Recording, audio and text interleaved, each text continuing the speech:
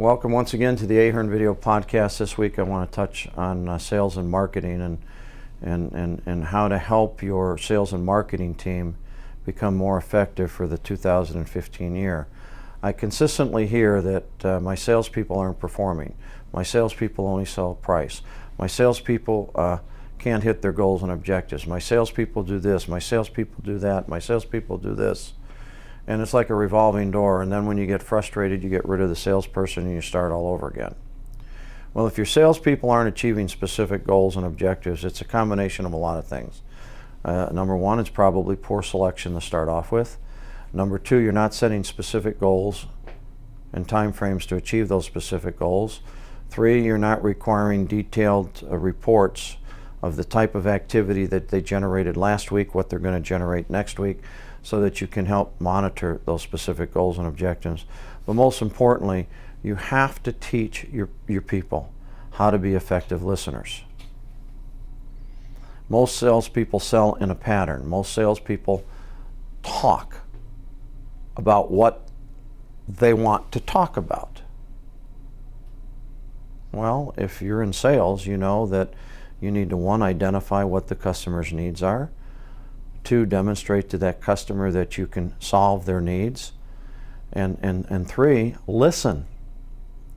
Recently I was interviewing a young man, and for 10 minutes I couldn't get a word in edgewise. And he kept telling me how good he was, how smart he was, blah, blah, blah, blah, blah, blah, blah, blah, blah. And I said three things to him, and it went right over his head, and he kept talking.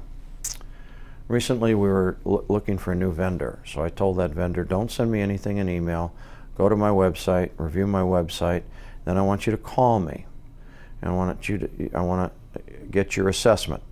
So what's the first thing he does? He sends me an email, then he sends me a proposal, then he keeps calling and calling and calling. Well, he hasn't even heard what my challenges are. He hasn't heard what I'm trying to accomplish, and he's already shooting me a number. And you see, that's the point I'm trying to demonstrate. That person wasn't listening effectively. He was selling in a specific pattern, the only pattern that he knows how to sell to, and he lost my business. We have vendors that call us all the time, and I always try to take their calls. I always try to be polite, but when I ask them specific questions and they don't respond, or they do exactly what I ask them not to do, then I just put them on the do not call list. In other words, don't call me again, because we're not going to be able to communicate because you're not listening. I think as owners, one of the things we have to learn to do is effectively communicate. You cannot rule by dictatorship. You have to rule by compassion. You have to rule by obtaining results. But each person may tackle a situation differently. As long as they get to the end result, you have to let them take that path. We're not all the same. Some are tall, some are short, some are skinny, some are fat. But I think as owners, what you have to do is take into consideration anybody who has a job with your company, hopefully they're going to be able to enrich their lives. You have to enrich them financially if they succeed, but you also have to enrich them emotionally. People say, well, how come your people stay with you so long? You must be too easy on them. I'm not. I'm just the opposite. I make them accountable every day. I give them specific goals and objectives, but I make sure that they're well taken care of. I make sure that not only do they get an emotional thank you, but they get a financial thank you. Business is all about listening, learning, acting. And the most critical component to a business is embracing change. The internet, as I've said in a number of cases, is a powerful tool, but you have to learn how to use it.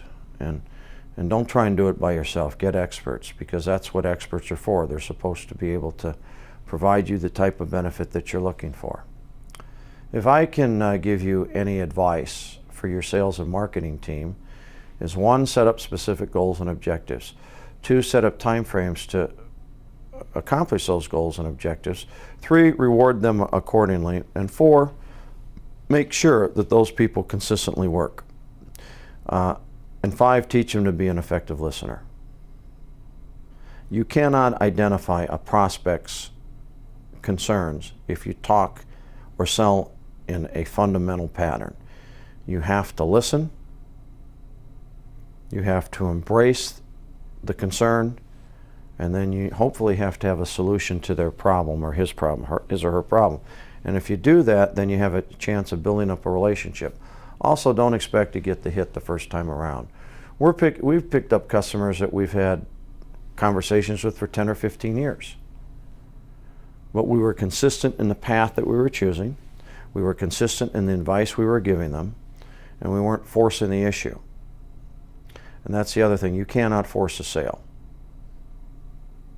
Sometimes the requirements for salespeople are too stringent. But I will tell you this, and I've received a lot of emails from salespeople that says I'm full of hot air. If you only have price to sell, you're not a salesperson.